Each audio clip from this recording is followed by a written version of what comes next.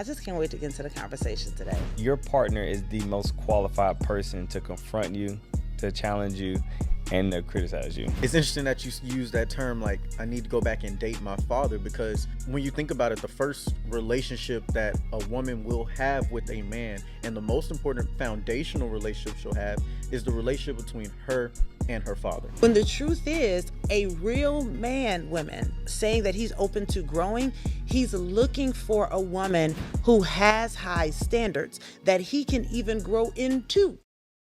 What's up, y'all? It's Miles the Millennial. And it's your boy Rex Howard Jr. And this is Let's Talk Like Men, the podcast where we have real conversations about real topics, providing real advice to men like you everywhere. And we are back again with another episode. We are on episode 58, Rex. Jeez. So excited for this one, man. Rex, what's been going on with you since the last time we talked last week? Man, I feel like I've been doing a lot of moving around. I Yeah. just got back from Dallas, celebrate one of my guys' 29th birthday. His lady threw him a surprise. Yeah. So it's really dope to get out there and just recording content, spending time with my lady, man. It's been a blessing. What Yeah. about you, brother? Man, consistency, man. I told you that's one thing that God has been working with me on, which is like one of the biggest ways you display your faith is through your consistency. Yeah. Right? The ability to keep doing the same things, and the routine things over and over again, even if you don't see the results right away, because you trust in God that if I continue to put my best foot forward and being consistent, this is gonna work out. Absolutely. So just being consistent in the gym, being consistent in my business, being consistent in my finances, like making choices that I repeat and commit to, that's been the journey for me. And I'm very happy with this journey for God giving me the grace to learn it. So That's good, brother. yeah. So Okay. we are here. It's episode 58 I think now. so, yeah. That's crazy. Every single time I hear how many episodes we did, it kind of blows my mind. But we're in the middle of our Silences Violence series. Yeah. This is gonna be part 3. So without further ado, man, Hey, let's talk like men. So we have a guest today, guys. We have Coach Lauren Jackson in today, and she is an amazing individual that we've worked with. You guys have probably seen her on our page before, because we've done a bunch of the Real Talk, Real Growth live series that we used to do. Was that every Tuesday that we used to do those Yeah. episodes? So we have a lot of content with her that you guys should go back on the channel and go watch. But I'm gonna let her introduce herself because she is going to be a special guest for us on today's episode, so we can get a woman's perspective on why women go silent in a relationship. So, Coach Lauren, please introduce yourself. Well, hello, world. I'm Coach Lauren Jackson. I'm a relationship coach, and I am super excited to be here. I'm an author as well, and working with relationships. So, dealing with couples, individuals, and just really helping them to heal from things that success didn't fix so they can live fulfilled lives, not functional ones. So, that's what I spent a lot of my time doing. And it's been just an amazing journey. I've met brothers Yes. and so they're family, and so I just can't wait to get into the conversation today. Yeah. Absolutely. This is gonna be awesome, man. Rex, you got anything you want to say about the series and why this conversation is so important today to have it from the woman's perspective? Absolutely. So you already know the Silence is Violent series has been dope. And it's important because nobody talks about what happens when people go silent, right?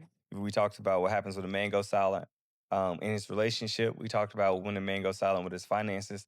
Today is going to be when a woman goes silent. And I think that from a man's perspective, this is going to give us more insight, not assumptions, but insights from a woman's perspective of what happens when they go silent and what we could do, what key signs we can look for, and how we can come up with better solutions and show up in a different way to break the silence. Love that. Lauren, why is it important for us to hear from your perspective, right? From a woman's perspective about why women go silent in their relationship? I think that it's important to hear it from a woman because we're the only person that can explain to you what we're experiencing, right? Yeah. So, and a lot of times the reason our relationships are not growing is because of the lack of communication and the lack of vulnerability. And so bringing, a woman into the conversation, I think it just invites and evokes more conversation that's more authentic, and that way we can start connecting, That's good. you know. And that's exactly what we're looking forward to today. So we want to go ahead and hop into your first point. Why is it that women get to a place to where they start going silent in their relationship?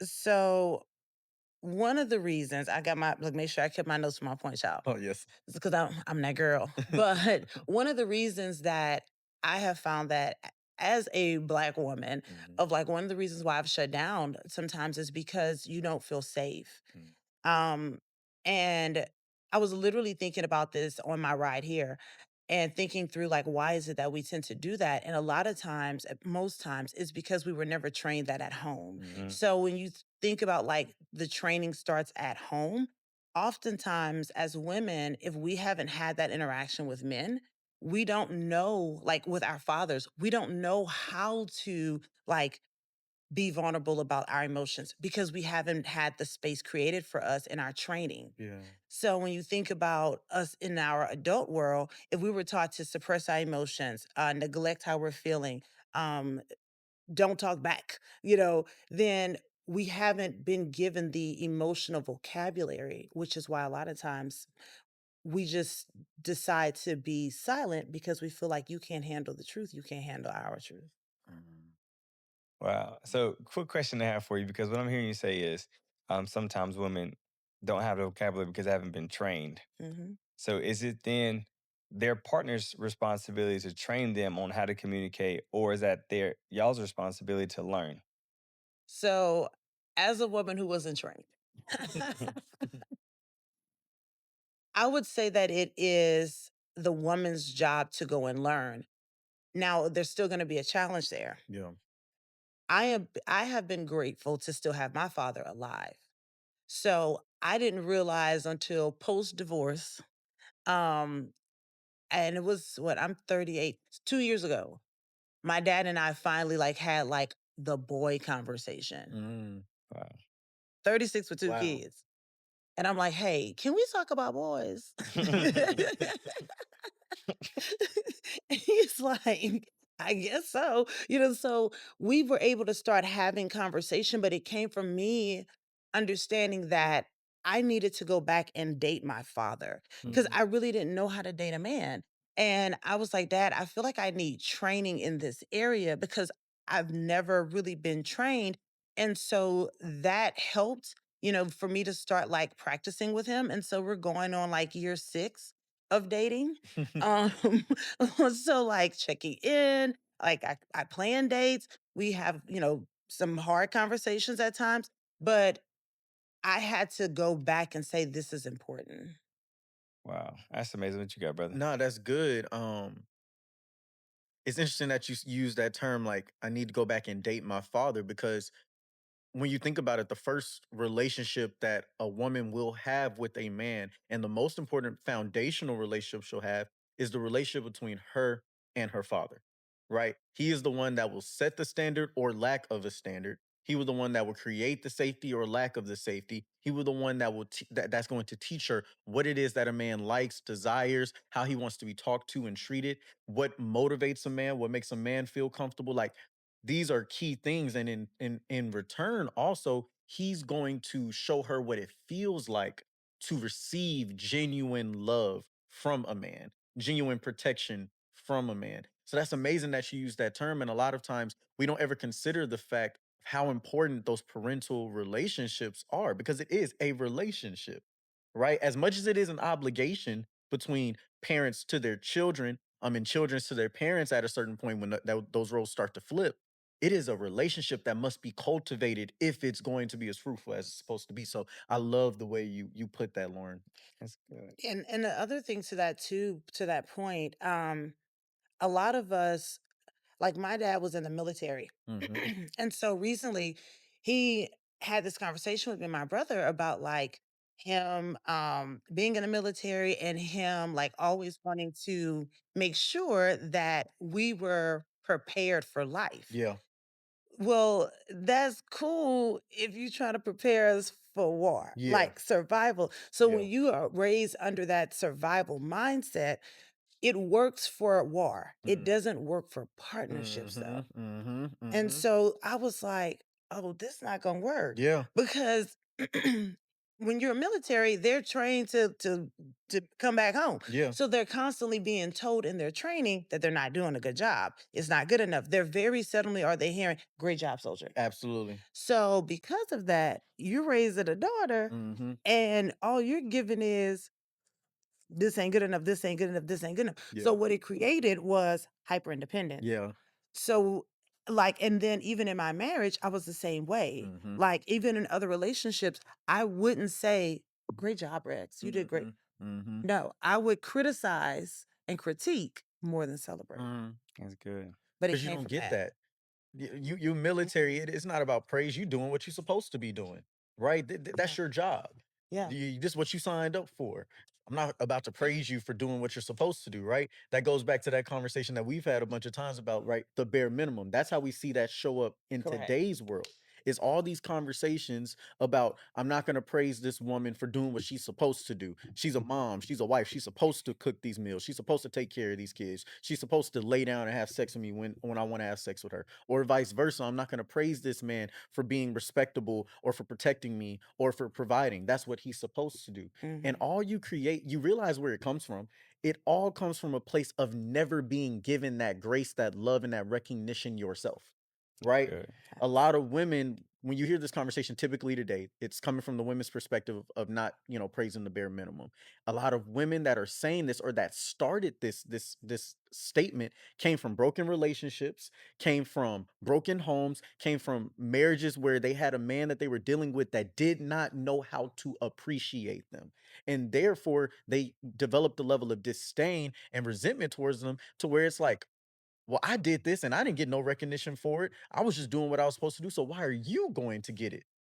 Hmm. And they then carry it into the next relationship. They then carry it onto their children, place it onto their sons Hmm. as you're going to do what you're supposed to do, and I'm not going to give you any praise or recognition for it. And then carry it into their daughters to tell them, do not give a man, don't throw him treats, don't give a dog a bone. He doing what he's supposed to do. That there's no need for you to do that. We don't praise the bare minimum, and we don't realize the negative effects that has on ourselves as we grow. That's good. So one thing I want to mention, you said this earlier. The very first thing you said was safety, right? Yeah. Can you tell us from a woman's perspective, both sides, what does it look like for a man to be a safe space Mm. versus what it looks like for a man to not be a safe space when you feel like opening up, being vulnerable, or even sharing constructive criticism for him? So that's a great question. So when we talk about a safe space for a woman and what it looks like for us, it looks like Galatians 5:22. Hmm. Mm, It looks like 1 Corinthians 13. Love is patient. yeah, Love is kind. Yeah. Love does not envy. Love does not boast. Love is not rude. So for a woman, we need that more gentle side. Like even for me, I've found that like now I'm more gentle with me. So then the other person models that behavior because you teach people how to treat you. right. So in that, they're able to be and even soft, even in tone. I always tell people words have power, but tones keep receipts. Mm, Mhm. So even in the tone, it's like it's a gentle movement. It's something as simple as just you touching that person as maybe as they're sharing something, Yeah. and as you not trying to uh, solve the problem because sometimes we don't need you to solve anything. Mhm. We just need you to listen Mm. and not judge. So for a woman, when she feels like she's not going to be judged by you because she's already tested you, Yeah. we Right. just don't tell you that. We did already tested you with a little bit of information to see how you were going to fall out or not. Mm. And so as the board feels safer, we continue to walk across it. Yeah. And then when we're thinking about men that are not safe, the way a woman knows is we watch how you handle and navigate other relationships that you say you value. that's Oh, good. So the ones you have with your parents, your yeah. mother, your homeboys, Yeah. people in your job. Women, a real woman is looking at how you handle those people and they're looking at and listening for because a woman falls in love with her ears. Mm. So Mm, we're listening for how do you even explain the story that you tell us about your day? Mm. how do you explain the challenging person on your job? Because how you explain it is how you are experiencing it. Mm, And so if you're giving it to me in this judgmental way, like, I don't know why Sarah act like that. I mean, she just always trying to do this. Then in my mind, although I'm listening for that, I'm like, I could easily be her. Sometimes I am her. So if that gets on your nerves, Oh, wow. then I'm gonna shield you from that version of me because I've already identified you cannot handle it. yeah, that's good. So you telling me that in the midst of him coming to you about, whatever it is that he's Mhm. coming to you about, his level of maturity, his level of capacity to deal with those things lets you know if it's safe for you to actually be the full version of you, Yeah, or whether you need to hide certain spaces from you or protect him from certain aspects of you because you can tell already this particular area of him cannot deal with that piece of me. facts. Wow. Bro, that's almost like when somebody's telling you a story about somebody else's business, Yeah, yeah. and in your mind, like, oh, I know I can't tell I this can't tell person you that. nothing. Because if you'll tell me about it, and that's supposed to be your homeboy or your Yeah, homegirl, you'll yap about me too. absolutely. Okay, That's good. You wait. said something. You said a woman falls in love with her ears. Mhm. Explain that. That's the first time I've ever heard somebody say something like that. So we love to listen Hmm. and we love to hear like how you see life because you think about it, vision is only something that you have. Hmm. So when I listen to your vision, I'm getting a vision of what life can look like with us together. So because you have to explain the vision, that's the only way I'm going to know it, Yeah. then I'm falling in love with you with my ears. Wow. And then I judge it by your actions, because now that you've told me this, you've made this acknowledgement, brought me into this level of awareness. Now I'm moving from awareness to your level of accountability. And it's not to catch you doing wrong. It's to see if you're going to continue to be resilient when things don't go right. How are you going to navigate when things aren't going well? Do you have a negative mindset about stuff all the time? Are you always seeing the dark side and you're not able to at some point come into the light? Yeah. So like we're always looking like that and we're listening that way, Hmm. which is why women love to talk because we fall in love with our ears. What do you say to the woman that struggles with the listening piece? They're so vocal. They're so I don't want to say dominant, but so assertive in their voice. And they always have something that they want to say. What do you say to that woman when she's dealing with a man who is trying to explain the vision or who is trying to communicate in certain ways that require her to listen? So, one of the things I would say is to not take it personal. Mm. That's good. That's one of the four agreements. It's the first Yeah. agreement of the four agreements is to not take it personal. Yeah.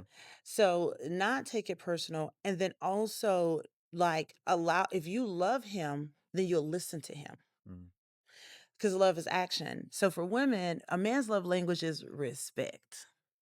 So the way you listen to him lets him know that you love him without you texting every single day, "I love you, I love you," because a man don't fall in love with his ears. Yeah. Yeah. Because he's visual. Yeah. So he doesn't fall in love with his ears.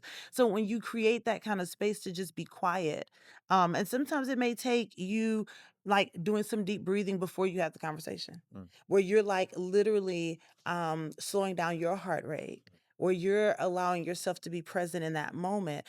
And you can start practicing this, especially if you're like on the phone. I'm the queen of putting my phone on mute, like while the other person is talking, because I'm bad about interjecting or just like giving this, like, oh yeah. Like men don't like that level of communication. With your homegirls, she want to ad lib, Yeah. okay? Men don't want no ad lib because they are so focused in on every word that your ad lib will squirrel them to something different. So I literally started this practicing this by putting my phone on mute and letting the other person just talk.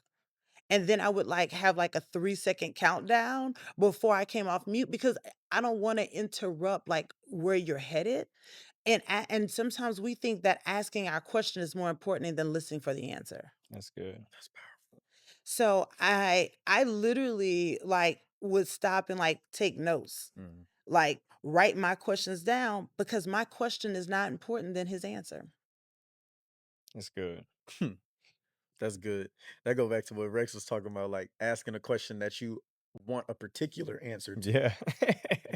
rather than asking a question because you genuinely want to know their answer. Yeah. That's good. Rex, I want you to really quick tell us what it feels like from the man's perspective when your woman is going silent on you. What does it feel like? What do you think in your head? Something's wrong, Mm, right? Immediately, something is wrong because when you think about, like you said, women, they want to hear you listen. They want to yeah, hear you talk. yeah. They want to be up under you, right? They want to be in your space. They want to be in your skin. They want to know what's going on with your day. Like they're going to annoy you in the best way. But when she goes silent, Mm, something's got to be off. yeah. Something's got to be wrong. And maybe this is my trauma speaking, but that's exactly anytime silence happened in my relationships or in my house, something was wrong, Hmm, right? And the goal is either you find out or it's going to expose itself. And typically, anytime it exposes itself, it's never good. wow. That's good, bro. I have a I think I struggle with like an anxious attachment style.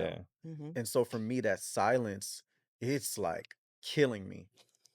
It's like, no, we need to talk about this now. Why are we getting silent? Yeah. Let's get down to it, talk through it, because my biggest thing is like I'm trying to get to the punishment as soon as possible so Yeah. I can move past it and Yeah. it can be over with. I hate waiting. I hate being in the space where we gotta sit there and you have nothing to say. What do you mean you have nothing to say?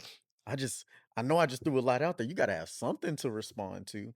And I think for me, silence feels like punishment, Yeah. right? That's what goes through my head whenever my woman goes silent in the relationship. Is like it's punishment. Like, are you using this against me?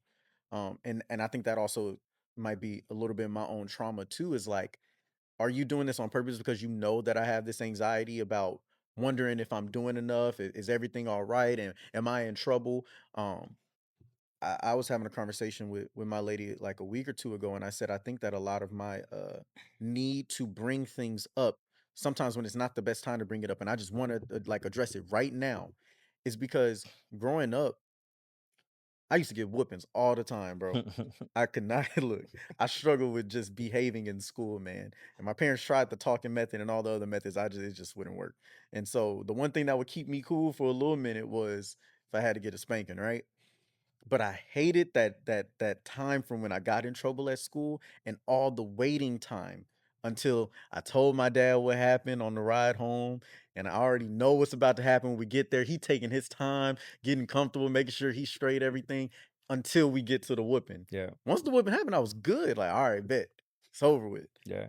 But the anxiousness that built up in me leading to it, so I associated waiting and silence as punishment. Yeah. Anticipation for something bad to happen. Exactly. And I think that's where we go wrong in relationships, right? We automatically assume if our partner is silent, it's about me, Yeah. right? Mm. What's your thoughts on that? It's because we want to control it. And Huh, huh, huh, huh. it's because we want to control it. And we have probably seen one of the reasons, as you were talking about the anxious attachment style, one of the reasons that is where we get so anxious is because patience is a process. Hmm, Mm. So patience is a process, and a lot of times, like we're not being explained. And this is another thought I had on the way here about the word discipline. mm, So biblically, discipline means training and teaching, mm, not Yep. whipping. mm, So mhm, when you whip and you don't explain, mhm. you've just made me Yeah. a slave to fear. Mhm, So now I see silence as self-protection. See, when you've used silence as self-protection, you assume other people use silence as self-protection too. But that is not true. mm. A lot of times people use silence to process because they love you too much to be negligent with their words. Yeah, that's That's good. good. Because you can't get that word back once it comes out of your mouth. That's good. And so I had to start like because I dealt with rejection trauma Mhm, and I literally dealt with this and I was like went to Seattle randomly on a trip. This is happening like 2021 and I remember like going through being rejected, and the Holy Spirit said, "Call your mom." Hmm. And I hadn't even told them I was in Seattle. I'm one of those people.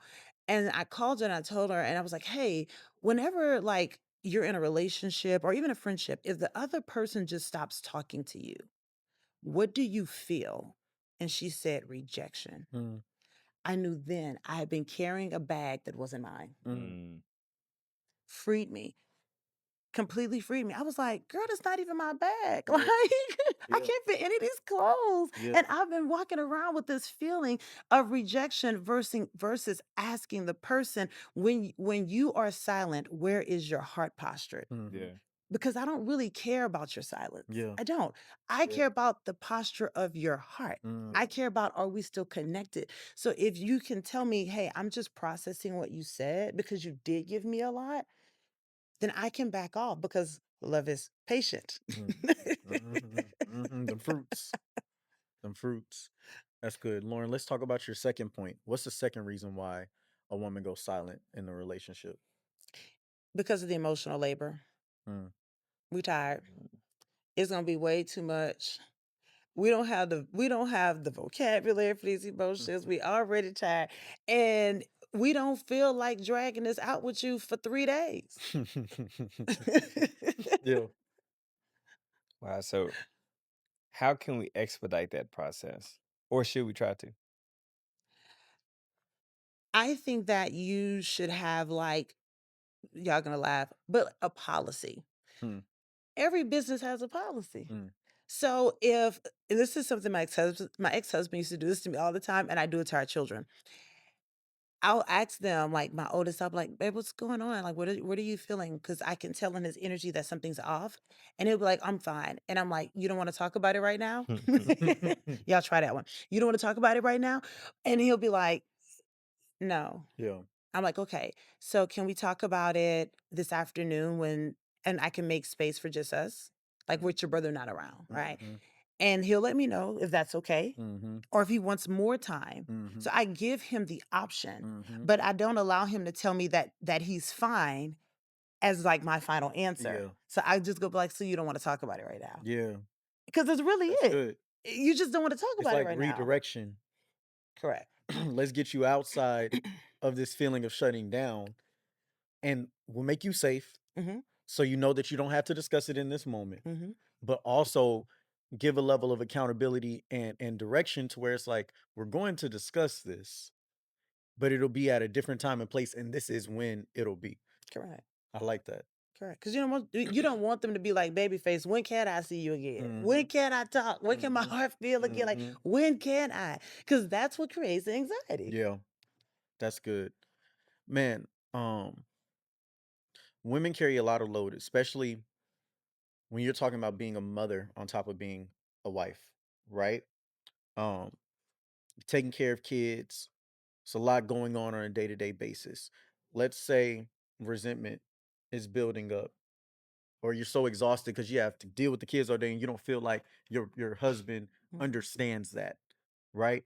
But yet he wants to have emotional moments with you, and for you to open up, but you don't feel like, he understands that, or what everything you're going through. What is your advice to couples that are in that space? And specifically, let's attack it on both angles. What's your advice to that woman that's in that space where she's Mhm. feeling that type of way towards her husband? And what's your advice to the husband who wants to get through to his wife? So that's a great question. So number one, for the woman, identify what's really the lack because resentment grows over time. Mm-hmm. So where did it start? And really identify, what are you really mad about? Mm-hmm. And oftentimes, and Rex, you've talked about this, it's been because of unmet and unexpressed Yeah. Mm-hmm. um Expectations. expectations. Yeah. And that's really it. And and so when you think about like, okay, why am I really upset? Like take that time to go and really identify, why are you upset? Because if we're only solving for the symptoms, the illness will remain. Yeah, Yeah. that's good. So we've got to understand the illness. And so if the illness is quite honestly, for me personally, especially when my boys were younger, they're 11 and 13 now, but when they were younger and I was still married, I was very insecure around being a mother. Mm, I never thought I was gonna be a mother. mm, Let's start there. mm, So I was always gonna be a career woman, mhm, maybe have a husband. mm. That wouldn't even it wasn't even that high on the totem pole. Yeah, So now you put me in a job function that I'm the most insecure about, and I don't get any like attaboy. You know what I'm yeah, saying? yeah, So I don't get any attaboy. And then I feel like you ain't doing nothing. yeah. So now I'm feeling that feeling of I have to do everything. But the issue was I wasn't delegating anything. Mm. Mhm. So the person that I was really bad at was my lack of delegation in my own leadership. Yeah, Cause you lead you all day. yeah, So that's a real thing. And then for the man who's trying to understand like where is the breakdown, you have to be able to understand the trauma you're solving for her. Because there is a little girl mm, in every woman, just like there's a little boy in every man. mm, That's good. So you've got to be able to identify what is her trauma story because that's really what you're solving for. So if she's a woman that grew up with little to no money, her parents struggled, and so she's always worrying about struggling, then the answer is you have to solve for her always being scarcity mindset. yeah, So you it's really helping you to understand, okay, what am I really solving for? yeah. But you're solving for the trauma she hasn't faced. And the only way you can do that is by taking the time to get to know your woman. Mm, Talking. Absolutely. Currently working with a couple, and the man hates talking. Right? He doesn't want to talk about his trauma. He doesn't want to talk about his days.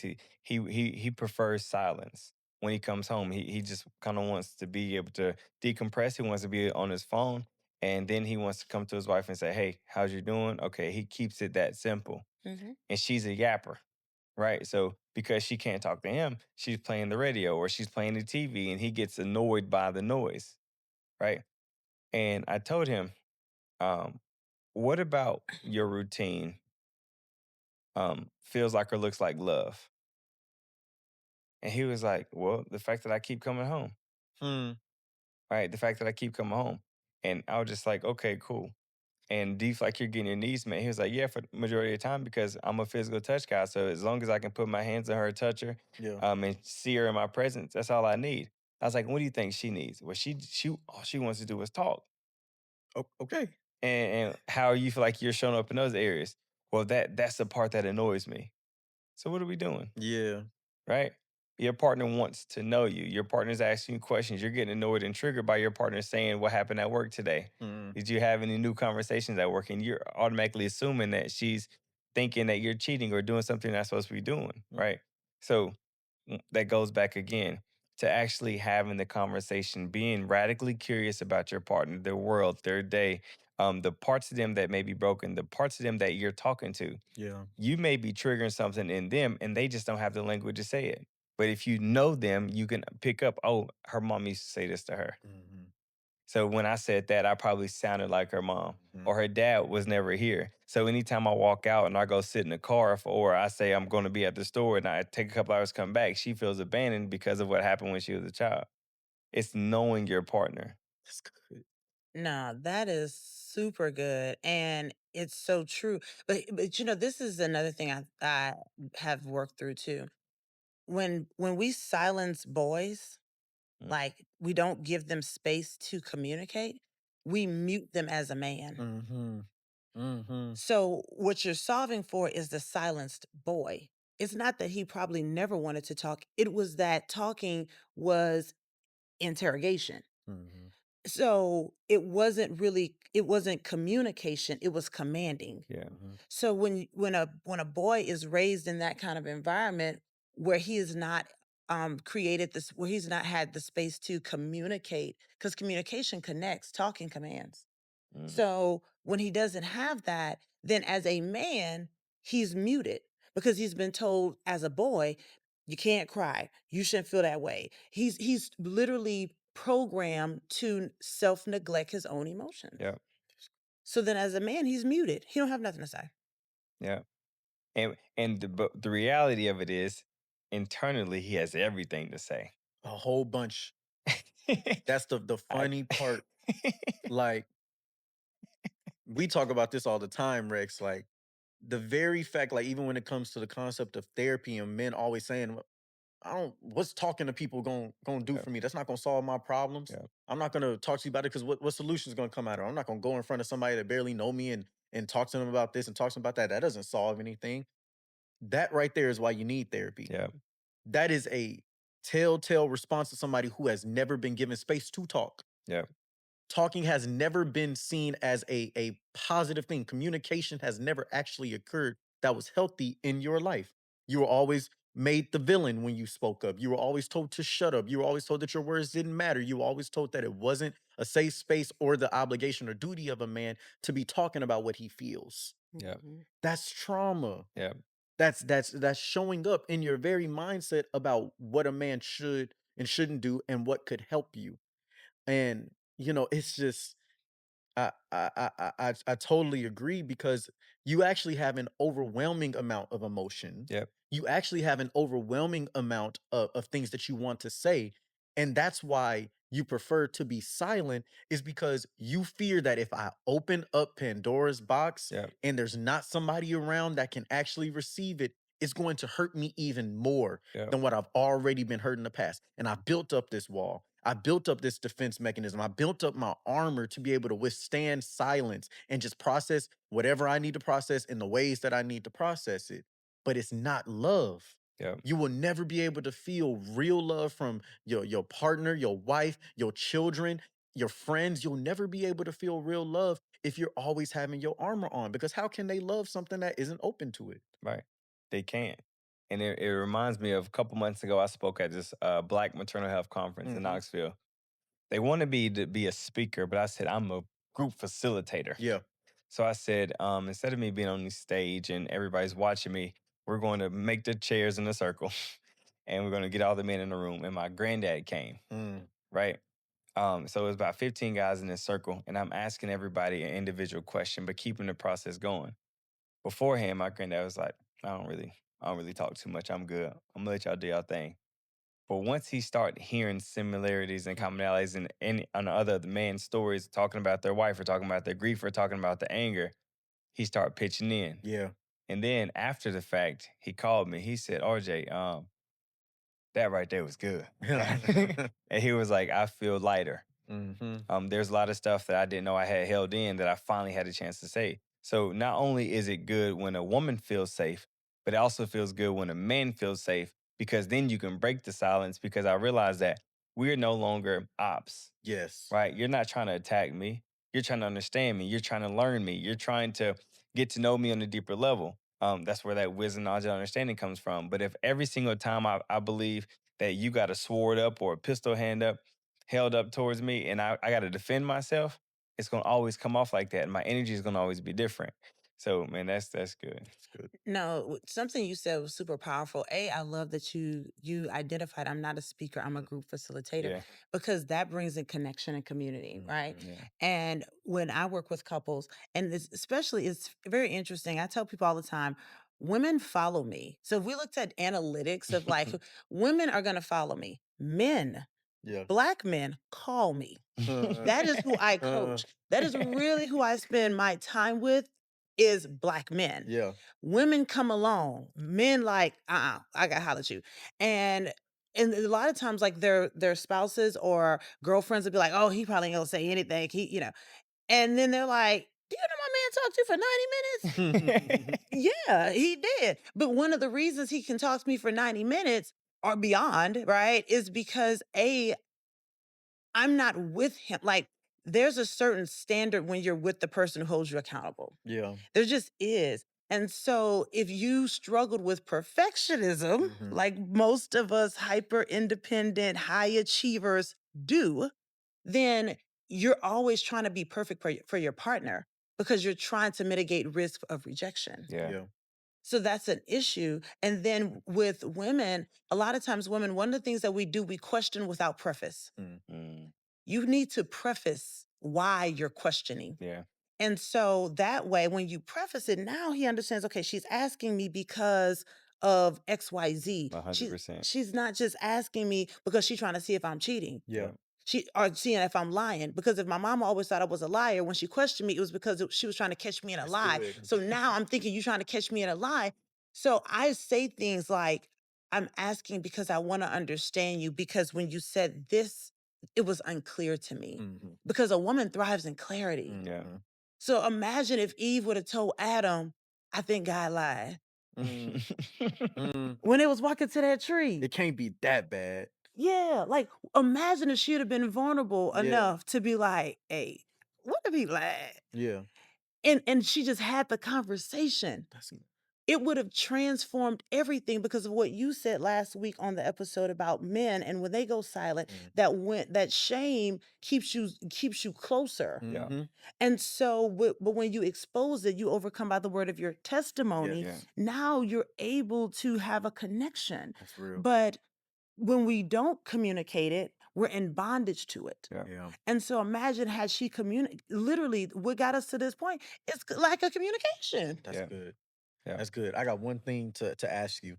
Because you brought up, when you're coaching these couples and the Mhm, things that you see. And one mhm. thing that I've heard a lot of coaches and therapists that deal with couples is that if you can get the men in there, the men are actually more receptive and easier to coach and deal with than the women are. And that oftentimes the women are the reason why the couple stops coming to coaching and therapy, especially if they're dealing with a woman that's the coach on the other end. Is that a real thing that you've experienced? And why do you think that is, if it is a real thing? Hmm. It's definitely a real thing. Hmm. Um, and it's interesting because of course when I work with couples, most of the times men assume that I'm gonna go with her side. Yeah. Yeah. And that's a two against one. Yeah. And then they identified in the conversation that she's not on anybody's side. like, Mm-hmm. like she's just on the side of right. Mm-hmm. And so in my sessions, I tend to like have a session where there's just me and him, Mm-hmm. and then there's just me and her. Mm-hmm. And then there's the family, all Mm-hmm. three of us. Because oftentimes two things are happening. The woman knows that something's not perfect, but then she's also not ready to expose that it's her. Yeah. Yeah. Like the issue is you, okay? Mm-hmm. Um, and then the man, oftentimes he knows something wrong and he know the wrong he done brought to the table. Like he's already acknowledged it, but he doesn't know like, okay, what's next steps? Yeah. How do we move forward? Yeah. So his frustration of not wanting to talk about it is because we both know we stuck in the mud. The question is who come and pull us out? Yeah. Mhm. And one thing I'll add to that is in the office when I work with couples, I tell them, you aren't my client. You aren't my client. The relationship is my client. That's good. So whatever's gonna take for us to better the relationship, I was like, there's gonna be moments I'm gonna call you out. Mm-hmm. There's gonna be moments I'm gonna call you out. Don't take it personal. Mm-hmm. Because if I need to, if I'm going to, you coming to me because you want me to see your blind spots. And if I call it out, you got to be willing to accept it, acknowledge it, Exactly. and then do the work to make it better. So That's that's the good. pulling out the mud piece. That's That's good. good. All right. Let's move on to your point number 3. What's your last point about why women go silent in a relationship? Because they are tired of feeling like having high standards is the issue. Mm. Oh, talk about this.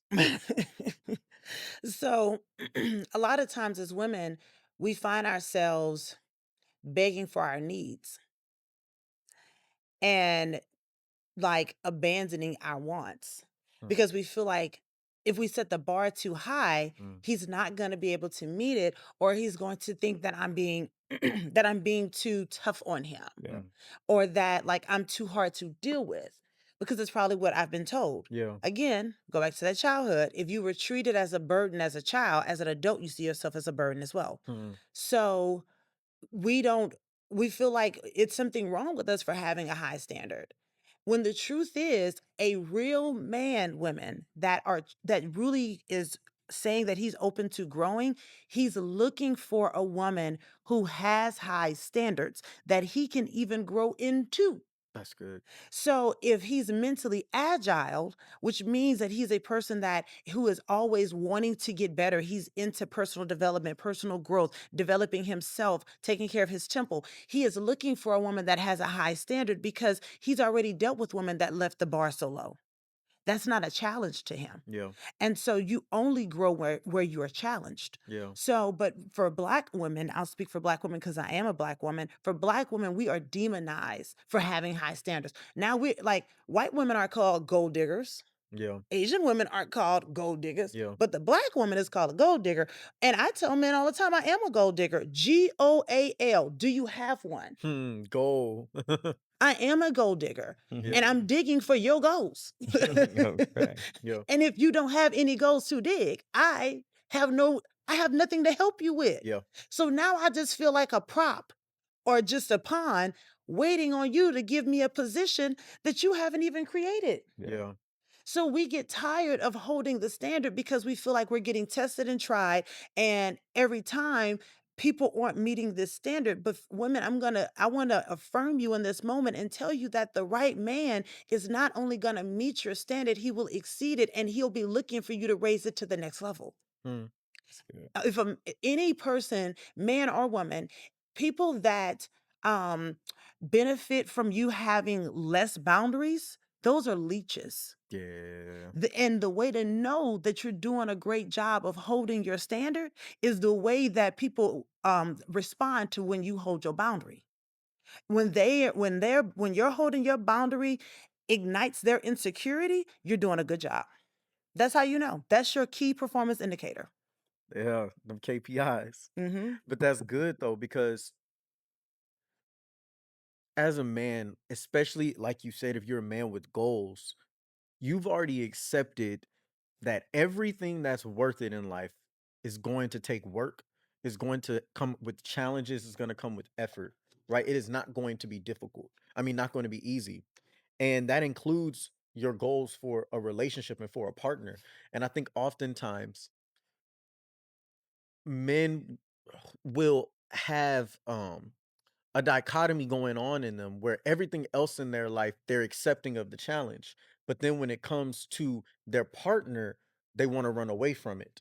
They just want it to be completely easy, and it's like, if God designed husbands and wives to be the foundation of building families and kingdoms, right? Like, if we're this is where it all starts, and this is what the devil loves to attack, and the two will become one. That cannot happen without clash, that cannot happen without challenge, that cannot happen without some effort and some work that has to be put in. If anything, it will be the toughest business you'll ever have.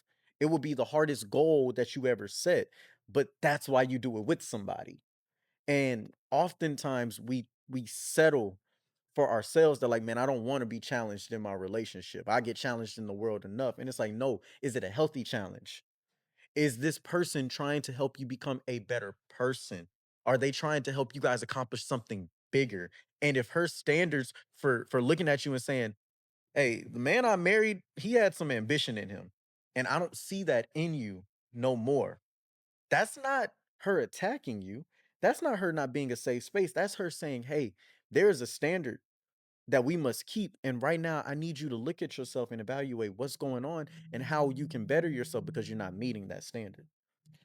No, that's facts. And the reason that people fall apart with that is because they don't know the purpose. Mm, When you don't understand the purpose, like when you put the person above the purpose, it's never going to work. yeah, It didn't like it never does. yeah, So when people are like, "Oh, this is," and I don't allow my boys to say it's too hard because hard sounds like we're never going to get through yeah, this. yeah. I say no, it's challenging Hmm. because challenging means you have the ability to grow into it. That's good. You just have to create the discipline. That's good. So we don't say hard. And so when people are like, it's hard, even with men, when men don't want to talk, or it's a lot of times they ain't got no answers to them questions. Yeah, Okay. That's why he ain't yeah. got the damn answer. So, and you keep, and so he's getting frustrated because you keep exposing That's that he don't right. have the answer. And instead of him going get the answer, he want to play the video game. You ain't getting the answer though. So would you say that that's what a man that wants to grow, he trying, he don't get it. He running into the conflict. That's the difference. Is like, Correct. it ain't that you have to know, it's that you're willing to go find out. And you don't run from the challenge just because it's challenging. Just because I'm challenging you. Don't sink in it. You're saying go fight for it. Go figure it out. Go try. Correct. That's what you do in football. Yeah.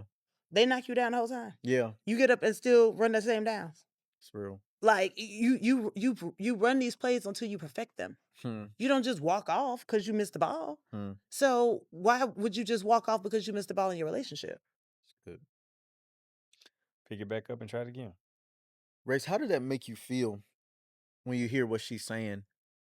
'Cause for me, I loved everything she's saying, but I can't lie and say that I didn't feel a little disgruntled. Like, I don't want my woman challenging me, but at the same time, I picked a woman for that reason. Like the exact Yeah. woman I picked, I knew because she got ambition and she gonna challenge me. Yeah. How did that Y- make you feel? I mean, in the space I'm in now, it all makes sense Yeah, because just in this relationship space, I do a lot of reading, do a lot of research, and do a lot yeah. of reflecting.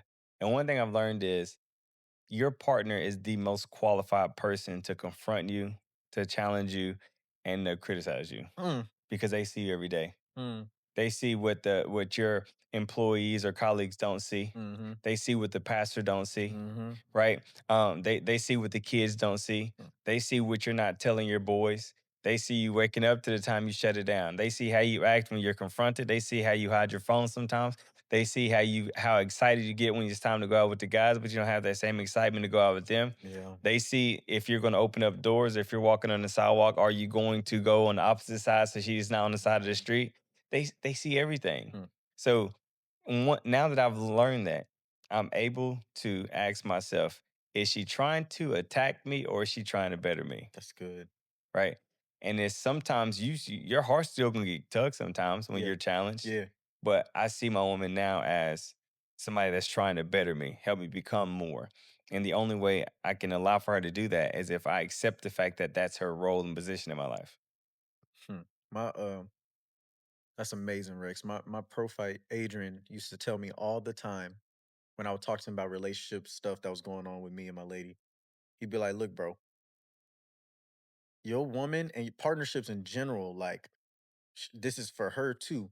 Your partner mirrors you. Yeah. Yeah. Like usually the things that you can't stand the most about your partner are the things that are most off with you. And that's why you can't stand it because every single time it happens, it confronts the areas of you that need work, Yeah. right? You don't like the way she communicates, but yet you get angry and frustrated and don't know how to talk in a way that's kind whenever things don't go your way. You don't like the fact that she isn't loving in periods when you want to be loved, but yet you have no grace, patience, and kindness when it needs to be displayed. Like your partner is a mirror. And for men, your woman is going to mirror you. And so when you see a lack of effort, the first question you should be asking yourself is where am I not showing up? Yeah. If she's challenging you on something, in spite of the need to protect yourself, in spite of the desire to wall up, the question you have to ask yourself is there truth to what's being said? Is there value to where she's coming from? Is there validity to the fact that she's saying, I'm not paying attention to her the way I need to be paying attention to? Yeah. Your partner is a mirror. And like to your point, if you don't accept that that's their role and that that's the natural function that's going to come with it, you're going to always run into conflict when there's really an opportunity for growth. Man, that's so good. As both of you were talking, I was thinking, and you trust this person. Yeah. Mm, So that's really the key mhm, is when men tell me that their wife doesn't want to submit, it's like she's always combative, mm, right? They see challenge as combative. mhm. My $1,000,000 question to him is, well, when does she stop trusting you? Yeah. Because oftentimes it's a trust issue. And the other thing is maybe your vision is not as clear. It's clear to you because it's in you. Yeah, But on paper, it doesn't the math doesn't math. yeah. You said we was going to Alaska, but you want me to pack swimsuits and it's December. Like, Don't seem like we going to Alaska. so I'm questioning you. Yeah, Because your process is not going clear. to equal the product Yeah, that yeah, you're promising me. yeah. So that's really the thing. That's good. Rex, you what's the other thing that it makes you feel when your woman goes silent? Oh, somebody got her attention. Hmm. She Yeah. talking If somewhere. it ain't me, it's somebody. You know, and that's a lived experience. And this was a viral clip that we had before. Mhm. But I just remember in college, uh, my ex got quiet, very silent, and I wasn't making no like assumptions. I asked a very direct question: Who has your attention these days? Mm. And she was honest.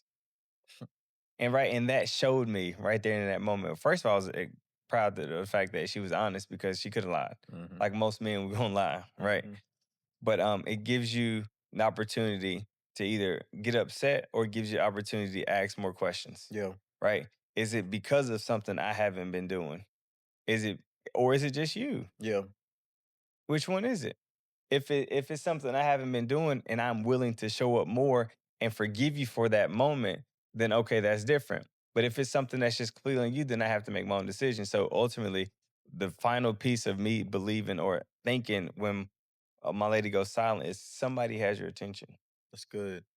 Love Island might have her attention. Facts.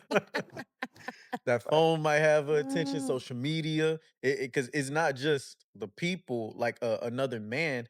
That could be friend groups, that can be family, any space, but something or somebody else is Yeah, preoccupying you, yeah. especially if you know you got a woman that like to talk. That like to talk to you. Yeah, for real. If you have a woman that likes to be in your space, likes to be in your skin, she likes to be around. She's so curious about your world. Like my lady now, she I have to check in with her from time to time, like, hey, how's your world going? Like, how are Yeah. you doing? Yeah. And she'd be like, I'm good. She Yeah. was like, but you just have so much happening in your world, and I love hearing you talk. Yeah. Right. So I make sure I share the space. But Mhm. when you share the space, they have nothing to say, or they stop becoming curious about you when they normally are. Yeah. Something's off. But Something is off. so the question is it fair to assume? Oh, it's never fair to assume. Let me get that. Mhm. But is it fair for a guy to think or believe that if I don't have your attention, somebody else does? no. Okay. Mhm. And the reason I say no is because a lot of times when people automatically make that assumption is because that's their vice. Goes back to that Matthew 7:1 Mm. about like why we shouldn't judge people Yeah. because oftentimes the things that we dislike in them is the things we deal with. Yeah. Yeah. So so naturally, if your vice is somebody else got your attention, then Yeah. you're gonna that's gonna be your math. You think Yeah. somebody, yeah. Correct. But honestly, sometimes when a person is silent, they're calculating. I'm very calculated. Yeah. So sometimes if I'm silent, it's because I'm really processing my emotions around things. And it takes me sometimes 2 days, sometimes 3 depending on how bad it is for me to like have a moment to be like, okay, hey, this is what I'm really dealing with. This and I'll say this is why I've been silent for the last 2 days, Yeah. 1 day, 3 days Yeah. because this is what I was and I'll math it. This is initially what I thought. Initially I felt like you ain't cared and and it really ticks me off. Then I went and I sat with like how much of that is really true based on the action and the intention of the person. Yeah. Yeah.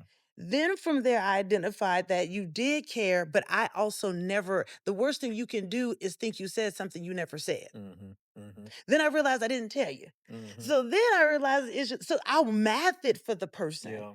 because I don't want to bring you the blunt ugly on day one. And now you try because y'all are solvers, bro. Y'all Yeah. love to solve a problem. Yeah. Yeah. And you'll be solving a problem and be pissed off at me because that ain't even a real Mhm. issue. Yeah. So you done spent 2 days Mm. solving a problem that I don't really freaking have. Yeah. That's real.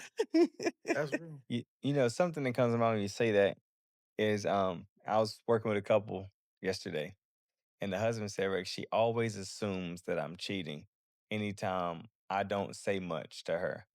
Right. And the question I asked was, is there any history or pattern that could be the Or case? that's reinforced. Right. And he was like, well, just, a couple years ago, yeah, I stepped out. Yeah. Right. I said, okay. And then have you ever did counseling and work today? I was like, no. I was like, so, and what were the signs around that? And he was like, well, what I'm doing now. Well, there you go. Well, there you go. And does she even know why you stepped out? Right. And no, because he's the same guy that doesn't like to talk. See? Mhm. Right. So I told him, I was just like, if you're being asked about something, but you're automatically becoming attacked, ask yourself, do I have history or pattern of all That's these a different things? fact.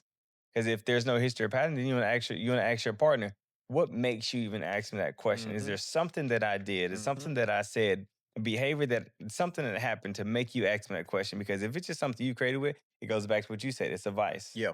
So that's yeah, That that's that's good. good, bro.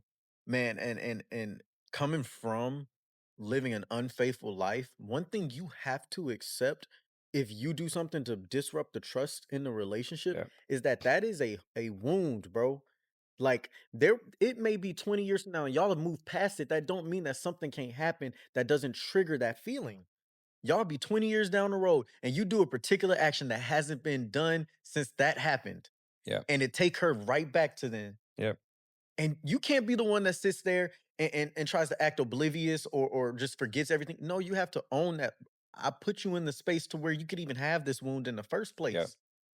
Now, what am I going to do to reassure you and to make sure that you know that this is not what's going on this time? That though there's a correlation here, it's not the same causation. yeah, You know, because a lot of times we think correlation equals causation. yeah. Um, but we're about to wrap, man. We're coming to the close. Hold But on. go ahead, I'm gonna Rex. say one more thing. Yeah, I'm gonna go say ahead. one more thing. And this is for the fellas. I know this is about women, but fellas, this is for your woman too. Yeah. If you've lived a promiscuous life, but you've always been faithful to the woman that you're with now, but you've also been honest with her about the life that you lived, don't be upset or feel challenged when she asks you a question that goes back to the life that you lived, Mm-mm. right? Because I've always believed we don't change, we just become people that have more options, Mm. right? So if I used to be promiscuous, I can still be promiscuous. It's Yeah. still in me, Yeah. right? Yep. I could be healed from it, but it's still in me. Yep. So if there's certain things, behaviors that caught you, that kept you in that lifestyle, but you're kind of back in those areas again, you're back in the clubs again, you're back with the guys that's all single again.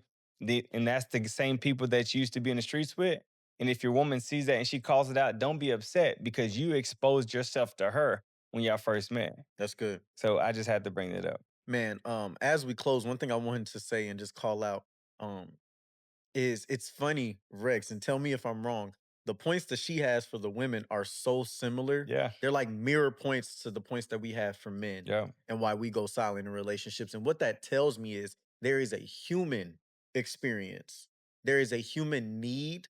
There is a human desire for the traumas that we've dealt with and how we need to be dealt with in a relationship, the proper ways to communicate, and the natural defense mechanisms or healthy solutions that people come with for how to process things and why we go silent.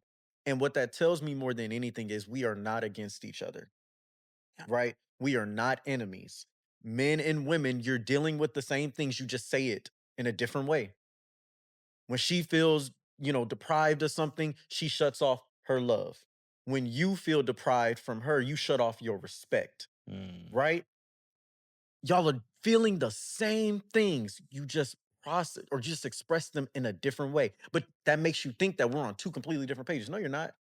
You know that emotion that she's feeling because you felt it before, Yeah. and vice versa for her. And if we can level with each other, if we can get on the same page with each other and realize that, like, you're experiencing a human emotion just like I experience these human emotions, I can hear you, I can see you Yeah. better, I can take down that resentment and everything that I was thinking in my head about how you're an enemy in this moment and realize that you are not only my friend, you are my partner. Yep. So we got to do this together. Love Um, that. as we wrap, Coach Lauren, thank you first off Well, for thank you for everything. having me. Yeah. This was such a powerful episode. Your words, your wisdom, your expertise, and your lived experience not only helped us, but is going to help hundreds and thousands of people who come across these clips and this video. And make sure y'all share it, man. And Coach Lauren, I need you to tell them where they can find you, and anything you got going on right now that you have for them. Yeah, so thank y'all for having me and inviting me into this safe space to have these amazing raw conversations. So you can find me on social media. I am Lauren Jackson on Instagram. I'm Lauren Jackson on Facebook, TikTok. I'm Coach Lauren J. You can find me there. I also have a masterclass that is coming up at the end of this month, July 29th. So you can go to www.coachlaurenj.com/workshop. And it's going to be an alignment workshop. And we're going to learn how to reconnect back to ourselves and really find true balance, true work life balance, relationship balance. And so it's going to be a great, great time. So make sure that you check that out. And my podcast, Unmute Your Mic podcast, is Yeah. out. It's been doing amazing. So for all the high achievers who thought success was going to fix your life and it's still rent, this is your space, okay? So definitely check me out there on Spotify, on Apple, on YouTube. Unmute Your Mic is there. And so I've been grateful. This has been such a great conversation. Absolutely. Absolutely. Rex, let the people know where they can find you. Absolutely. It's your boy Rex Howard Jr., the relationship and sex therapist, personal development coach, podcaster, fisher of men. Um, and if you need any help with your relationships, emotional intelligence, or just personal development, just in general, go to resolvecc.com, book a session with me. I have a lot of stuff coming up. I have my next cohort of the Morning Master Meetup that's going to be opening up at the end of August. We are about to be approaching our 1 year anniversary of meeting every Yes, single sir. day for a year. For an hour with men to change their hearts, to change their minds, to change their lives, to change their marriages from the inside out. So stay tuned. And then you can find me on Instagram at I am RexHowardJr.com and stay tuned with me there too. What's up, y'all? It's Miles the Millennial. I'm not gonna do the whole the millennial who's not, that's old school right there. If you know, you know. But if you know that you have individuals on your team, your students, your organization, your corporate office that really are in need of some empowerment, some leadership, some coaching to help them with their performance, I want you to go to milesthemillennial.com. That's Miles with a Y, and book a consultation with me so that I can come in and actually give you some of the tools and strategies and mindsets that are going to make a change in everybody's mind and in their life and produce actionable results that are going to help your team succeed. So go to milesthemillennial.com. You can find me at every single platform, Miles the Millennial, at Miles the Millennial, YouTube. And just get your growth, man. You guys know what I always say. If you change your mind, you will change your life. This is Let's Talk Like Men, episode 58. Silence is Violence series part 3, when a woman goes silent in a relationship. Coach Lauren Jackson just came on here and gave y'all free game. Rex, myself, we are appreciative of you guys, and we will catch you guys next week. See y'all next Peace. week.